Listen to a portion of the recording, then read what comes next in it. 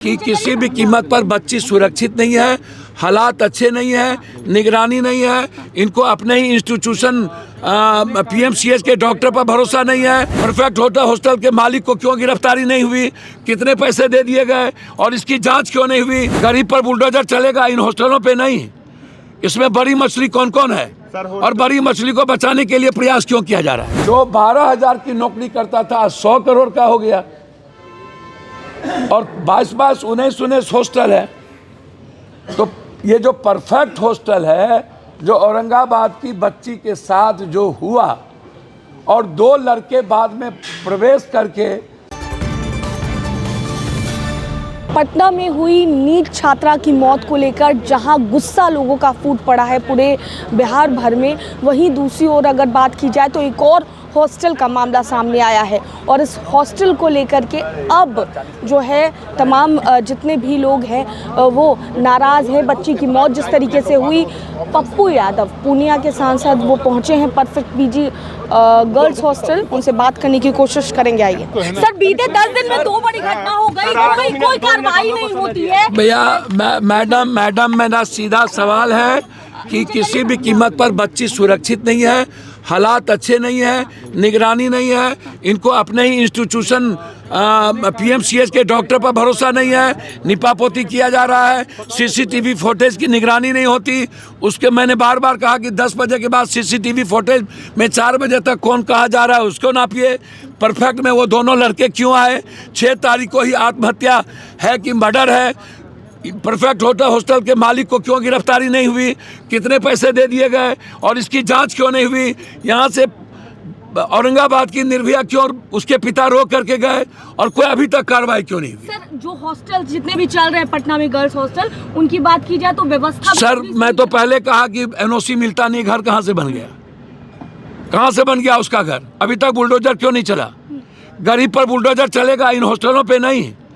इसमें बड़ी मछली कौन कौन है और बड़ी मछली को बचाने के लिए प्रयास क्यों किया जा रहा है? बस बड़ी मछली को बचाने के लिए सब कुछ निपापोती हो रही है, ये मेरा मान। पप्पू यादव क्या करेंगे इस पूरे सदन में भी उठेंगे और हाई कोर्ट भी जाएंगे। थाना प्रभारी के द्वारा जब आप बच्ची को प्रभात ले गए उतना दूर, तो फिर बच्ची से आपने फर्द बयान क्यों नहीं लिया? वो तो खुद अपने ड्राइवर को भेजी थी डीवीआर लेने के लिए। भैया मैंने वही कहा, बच्ची से फर्द बयान क्यों नहीं लिया? तो प्रमा फेसी में तो साफ दिखता है थाना प्रभारी इसमें इन्वॉल्व है, तो आपको सस्पेंड करने में क्या दिक्कत? और इतने बड़े हीनियस क्राइम में आप जो 12,000 की नौकरी करता था 100 करोड़ का हो गया और 22-19 हॉस्टल है।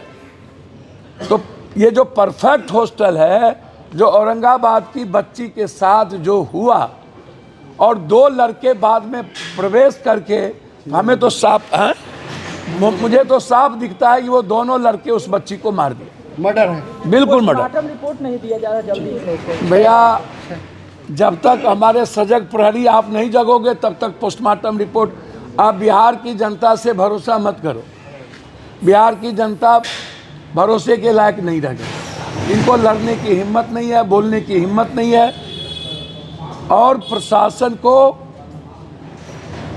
कोई बेटी से, कोई माँ से कोई मतलब नहीं, क्योंकि इसमें प्रशासन, नेता और माफिया जैसे थाना, हॉस्टल और हॉस्पिटल, ये तीनों का नेक्सस है। हमारी बेटी जहानाबाद की निर्भया को लेकर, यहाँ की बेटी निर्भया को लेकर भी नेक्सस है।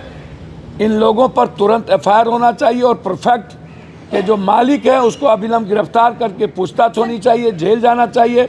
वो दोनों लड़के की गिरफ्तारी होनी चाहिए जिसने हमारी बच्ची का मर्डर करके यहाँ से निकला। तो सुना आपने क्या कुछ कहते नजर आए हैं पूर्णिया के सांसद पप्पू यादव। साफ तौर से 2 बड़ी घटनाएं बीते 10 दिनों के अंदर, और जिस तरीके से नीट की बात की जाए, नीट की छात्रा की बात की जाए तो उसके साथ हैवानियत हुई, जिसके बाद एक और मामला अब निकल कर सामने आया। एक और गर्ल्स हॉस्टल से सुसाइड की बात निकल कर सामने आई, जिसकी खबर हमने आपको पहले भी दिखाई थी।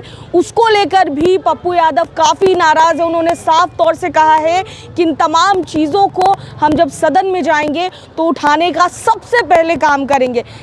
परफेक्ट पीजी गर्ल्स हॉस्टल पहुंचे पप्पू यादव, क्या कुछ कहते नजर आए हैं सुना आपने। अपने सहयोगी विशाल के साथ मैं दक्षा प्रिया, दर्श न्यूज़ पटना।